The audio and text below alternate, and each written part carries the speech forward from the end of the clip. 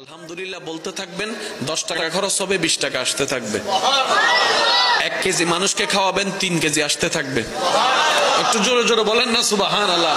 তাহলে আলহামদুলিল্লাহ কয়েকটা কাজ করবে। আলহামদুলিল্লাহ প্রথম কাজ করবে, আপনার ব্রেইন থেকে টেনশন দূর করে দিবে। আলহামদুলিল্লাহ আপনার মনের মধ্যে প্রশান্তি এনে দিবে। আলহামদুলিল্লাহ আপনাকে দুশ্চিন্তা থেকে বাঁচাই দিবে। আলহামদুলিল্লাহ আল্লাহর প্রতি আপনার দিলের ভালোবাসা বাড়াই দিবে। আলহামদুলিল্লাহ আল্লাহর প্রতি আপনার আরো আত্মবিশ্বাস বাড়াই দিবে। আলহামদুলিল্লাহ শুকরিয়া, আল্লাহর প্রশংসা, নিয়ামত আরো বাড়াই দিবে। বলেন সুবহানাল্লাহ।